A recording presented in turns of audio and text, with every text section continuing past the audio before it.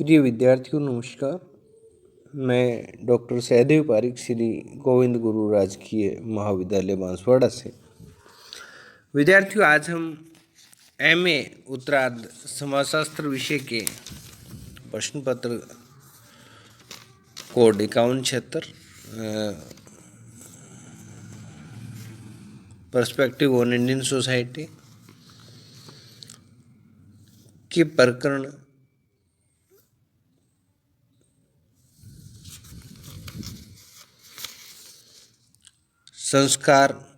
संस्कारात्मक संरचना का भावात्मक पक्ष के विषय में चर्चा करेंगे। विद्यार्थियों, पहले हमने दुबे के द्वारा इंडियन विलेज की जब हमने बात की तो उसमें शामीरपेट का हम अध्ययन कर रहे थे। शामीरपेट में ग्रामीण समुदाय की संस्कारात्मक संरचना के रूप में हम इसका संज्ञानात्मक पक्ष पूर्व के वीडियो में हमने आपको बताया था, जिसमें हमने धर्म का शास्त्रीय स्वरूप, ग्रामवासियों के लिए जो हिंदू और मुसलमान के भाग्यवाद के विषय में चर्चा की थी, कर्म सिद्धांतों के विषय में चर्चा की थी, हिंदुओं के पुनर्जन्म संबंधी विश्वासों की बात की थी और पाप पुण्य नेकी और बदी के संप्रत्य का अध्ययन हमने संस्कार का संरचनात्मक पक्ष जब हमने पढ़ा था तब हमने उसकी बात की थी। आज हम उसी संस्कारात्मक संरचना का भावात्मक पक्ष के विषय में चर्चा करेंगे। शामीरपेट के विषय में जब संस्कारात्मक संरचना का भावात्मक पक्ष को समझेंगे तो हिंदुओं की जो धार्मिक भावनाओं और आस्थाओं का वर्णन करना बड़ा ही कठिन कार्य है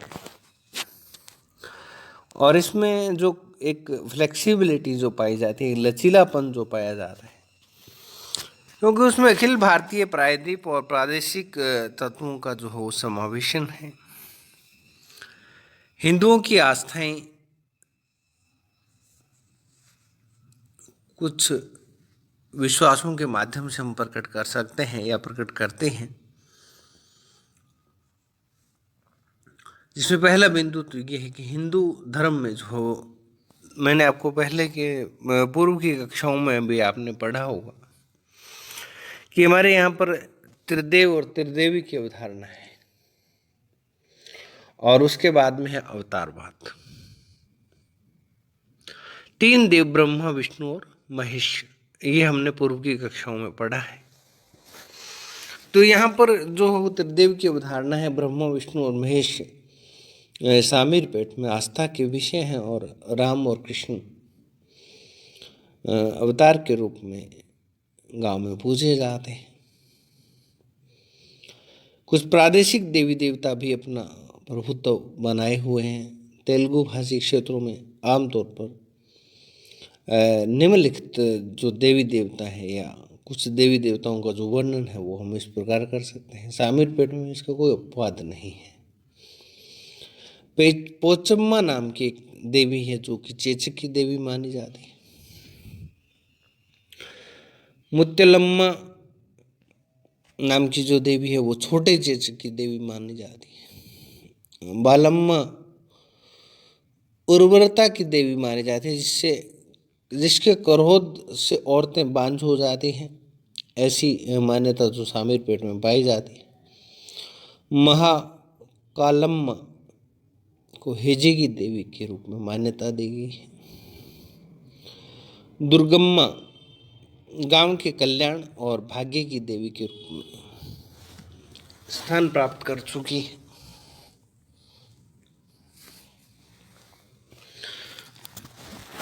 उसके बाद है मैसम्मा।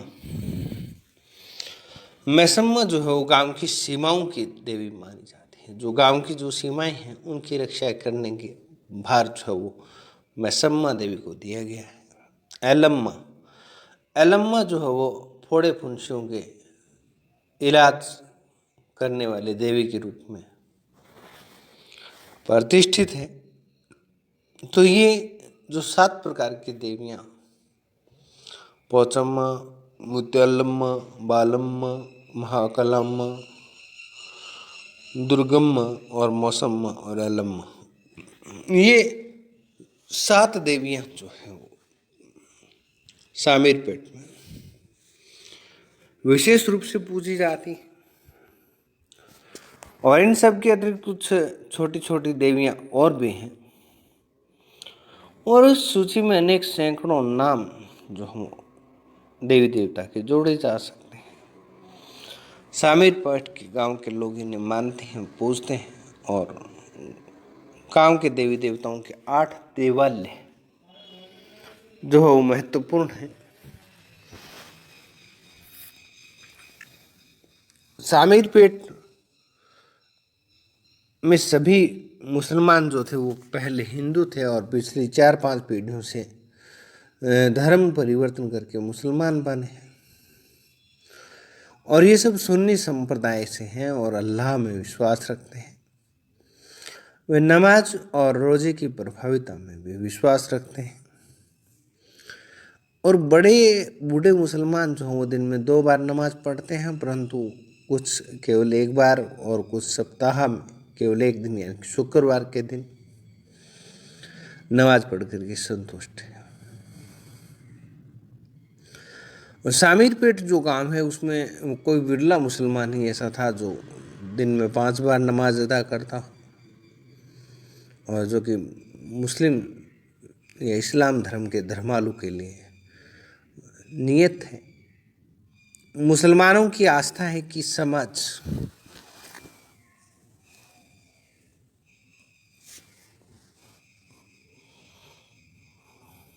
में नमाज,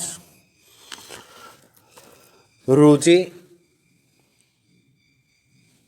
रखने से जन्नत में सुविधा मिलेगी और अल्लाह ताला का रहम करम जो हो प्राप्त होगा। विद्यार्थियों, इसके बाद गांव के जो शामीरपेट गांव जो है वो उसके लोगों में भूत प्रेत की अवधारणा और ऐसी आत्माओं में भी विश्वास है कि जिनसे डरा जाता है। लोगों को भूत बाधा का डर रहता है और भूत प्रेतों की नाराजगी होने पर बातोन्माद, दौरा पड़ना और भाव आदि आना, इस तरह की जो घटनाएं हैं वो घटित होती हैं। इनके बुरे प्रभावों को दूर करने के लिए योग्य विशेषज्ञों की सहायता ली जाती है, और कई बार ऐसा होता है कि जहाँ तक संभव हो भूत की मान्य या मानने योग्य सभी प्रकार की मांगे जो हो पूरी कर दी जाती है, और फिर भी यदि वो परेशान करता है, शैतानी करता है, तो उसे पकड़कर बांध दिया जाता है। भूत प्रेतों और जादू टोने के विरुद्ध 3 तरह के तरीके जो अपनाए जाते हैं, उसमें मंत्रम, यंत्रम और चेतला, 3 क्रियाएं जो है वो भूत प्रेतों के नियंत्रण को लेकर के यहाँ पर प्रचलित है, मंत्रम, यंत्रम और चेतला। डॉक्टर दुबे ने इस संबंध में लिखा कि भूतों की गणना करना तो कठिन है, पर वहाँ के निवासियों से हमने 40 भूतों की सूची बनाई है, और इन 4 भूतों से विशेष रूप से डरा जाता है।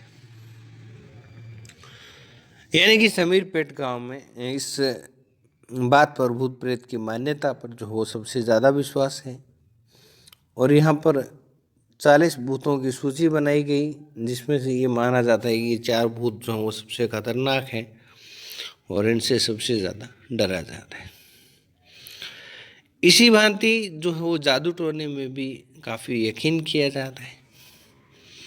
काला जादू और टोना टोटका ग्रामीण संस्कारों के भावात्मक ढांचे के अभिन्न अंग हैं, और परस्पर द्वेष या लड़ाई झगड़ा होने पर जादू टोने का उपयोग किया जाता है, जो कि बराबर बनी रहने वाले बीमारी और दुर्भाग्य का कारण होते हैं, और किसी भी जादू टोना करने वाले बैरी दुश्मन का मुकाबला करने के लिए अधिक शक्तिशाली जादू टोना करने वाले का सहकार लिखा जाता है। ये लिया जाता है। समीर पेट में ऐसी 14 औरतों पर शक किया जाता था कि वे जादू टोना की क्रियाएं जानती हैं और केवल 2 को इनमें विशेष उपलब्धि प्राप्त या मान्यता प्राप्त माना जाता है। देवी देवताओं के प्रकोप में विश्वास में भी ग्रामीणों के मन में भावात्मक पक्ष को बहुत प्रभावित किया है। गांव की देवियां अपने भीषण क्रोध के लिए प्रसिद्ध हैं और अपने तनिक से गुस्से और तनिक से अपमान का भी शीघ्र और कठोरतम प्रतिशोध या बदला वो लेती हैं।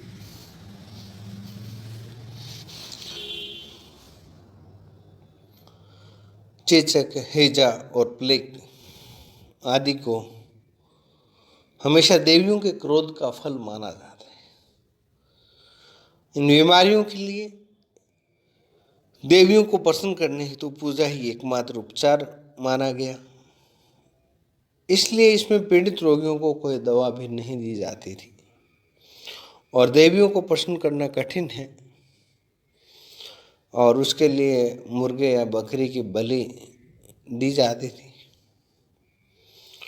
अखिल भारतीय देवता अपेक्षाकृत जो वो शांति प्रिय है और वो बुरी तरह अपमानित होने पर भी किसी को दंडित कर सकते हैं और ये केवल प्रसाद या मात्र भोज चढ़ा देने से या करा देने से और करा देने के वचन मात्र से ही संतुष्ट हो जाते हैं। बुरे ग्रह नक्षत्रों के कुप्रभाव में भी ग्रामीण लोगों का जो अटूट विश्वास है, यदि व्यक्ति के ग्रह नक्षत्र खराब होते हैं तो उसे सदैव दुर्भाग्य का सामना करना पड़ता है और इन ग्रहों के संबंध में ब्राह्मण या स्थानीय साधु से इस विषय में जानकारी प्राप्त की जाती है और उन्हीं के निर्देशानुसार व्रत,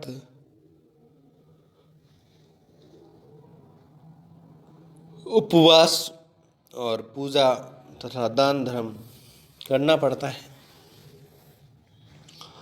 इस भांति हम ये देखते हैं कि लोगों के धार्मिक विश्वास, संस्कार और संरचनात्मक के भावात्मक पक्ष का निर्माण करते हैं और ये सभी स्थानीय दंत कथाओं, पुराकथाओं, मिथकों और स्थानीय परंपराओं पर ज़्यादा आधारित है अपेक्षाकृत शुद्ध शास्त्रीय दर्शन के। यानी कि इनका जो आधार है वो कोई शुद्ध दार्शनिक या दर्शन या शास्त्रीय दर्शन जो वो नहीं है,